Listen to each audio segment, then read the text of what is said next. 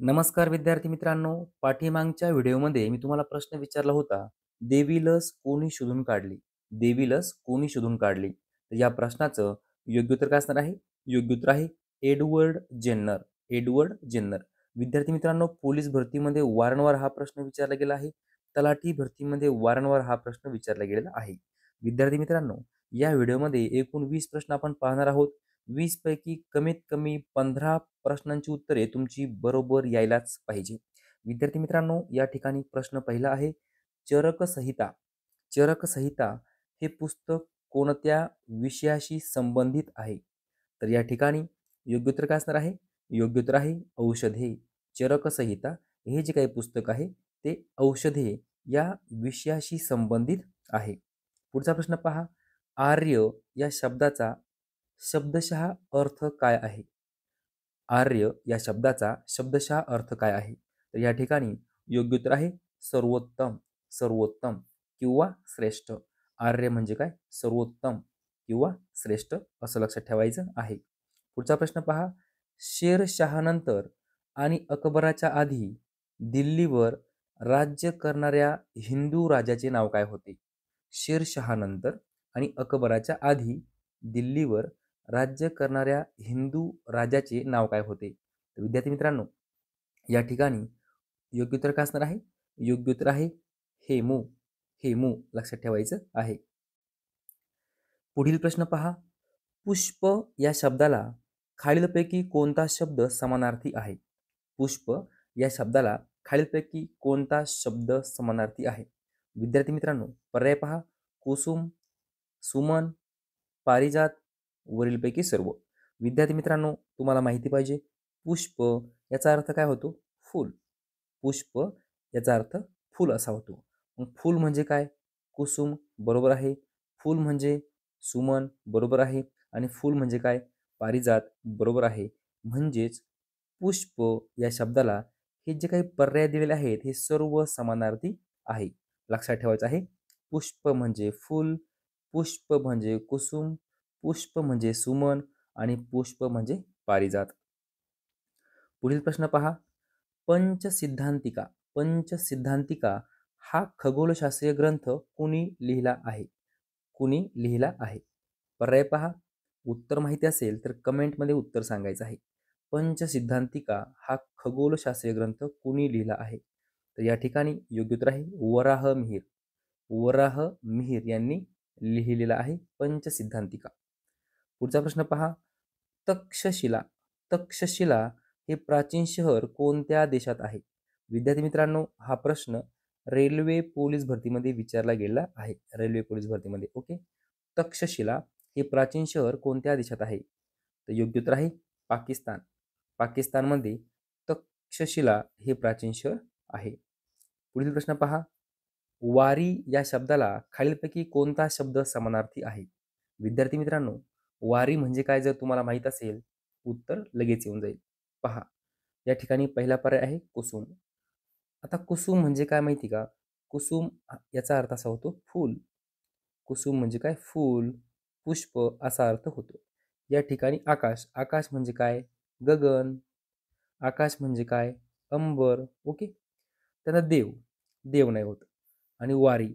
आणि 4 नंबर पर्याय आहे नीर. नीर म्हणजे काय? नीर म्हणजे पाणी. नीर म्हणजे काय? पाणी. आणि वारी म्हणजे सुद्धा पाणी. म्हणजे या ठिकाणी योग्य उत्तर आहे 4 नंबर पर्याय नीर.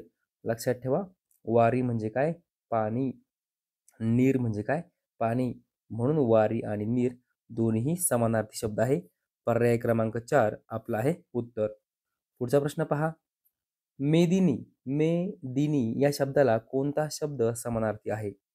पर्याय पहा, भूगोल, वसुंधरा, अवनी, वरीलपैकी सर्व. विद्यार्थी मित्रांनो, मेदिनी म्हणजे काय तुम्हाला माहिती पाहिजे. मेदिनी म्हणजे काय? पृथ्वी. मेदिनी म्हणजे पृथ्वी.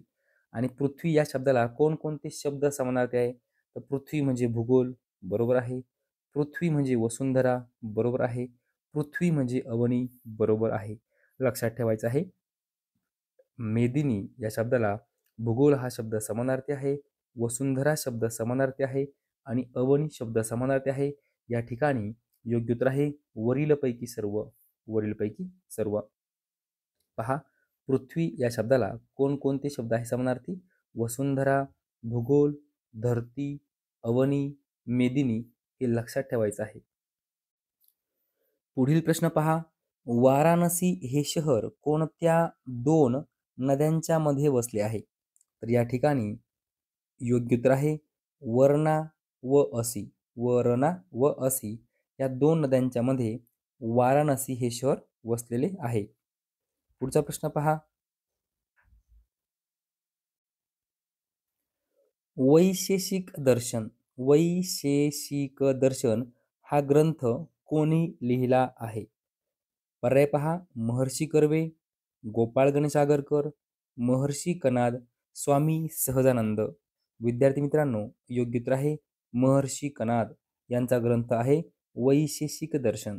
महर्षी कनाद वैशेषिक दर्शन असं 2-3 वेळा म्हणायचं आहे, ते आपल्या लक्षात राहून जाईल. पहा, पुढचा प्रश्न, बद्रीनाथ, द्वारका, जगन्नाथपुरी आणि शृंगेरी या ठिकाणी 4 मठांची स्थापना कुणी केली आहे? तर या प्रश्नाचं योग्य उत्तर काय असणार आहे? योग्य उत्तर आहे आद्य शंकराचार्य. आद्य शंकराचार्य यांनी बद्रीनाथ या ठिकाणी, द्वारका या ठिकाणी, जगन्नाथपुरी या ठिकाणी, शृंगेरी या ठिकाणी 4 मठांची स्थापना केलेली आहे. पुढील प्रश्न पहा, चित्तोडचा कीर्तिस्तंभ.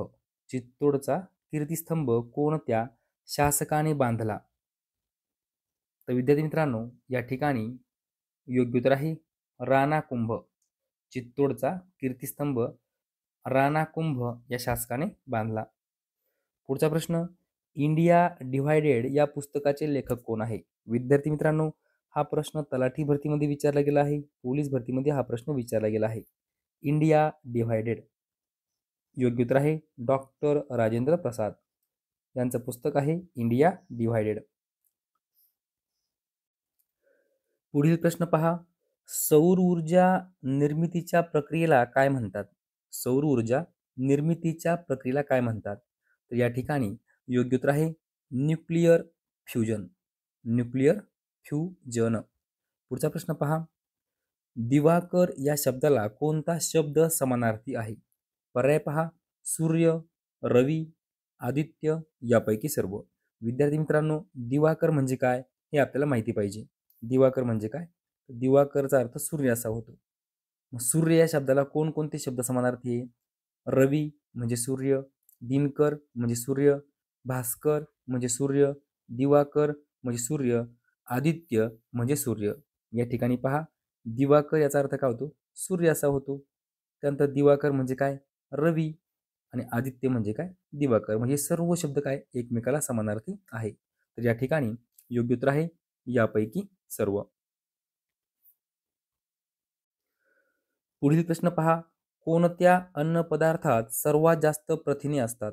सर्वांना उत्तर माहिती पाहिजे. वारंवार पोलीस भरतीमध्ये हा प्रश्न विचारला गेला आहे, तलाठी भरतीमध्ये हा प्रश्न विचारला गेला आहे. तर या ठिकाणी योग्य उत्तर आहे सोयाबीन. सोयाबीन. कोणत्या अन्न पदार्थात सर्वात जास्त प्रथिने असतात? तर सोयाबीन. पुढचा प्रश्न पहा, ध्वनीचा वेग कोणत्या माध्यमात सर्वात जास्त असतो? ध्वनीचा वेग कोणत्या माध्यमात सर्वात जास्त असतो? योग्य उत्तर आहे घन. घन. पुढचा प्रश्न पहा, महाराष्ट्रात सर्वात कमी वनक्षेत्राचा शहरी जिल्हा कोणता? प्रश्न व्यवस्थित वाचायचा आहे. महाराष्ट्रात सर्वात कमी वनक्षेत्राचा शहरी जिल्हा विचारला आहे. तर या ठिकाणी योग्य उत्तर काय असणार आहे? योग्य उत्तर आहे मुंबई शहर. मुंबई शहर. विद्यार्थी मित्रांनो, आपला शेवटचा प्रश्न आहे आणि याचं उत्तर तुम्ही मला कमेंटमध्ये सांगायचं आहे. पहा, महाराष्ट्रात सर्वात कमी वनक्षेत्र असलेला जिल्हा कोणता? जिल्हा विचारलेला आहे.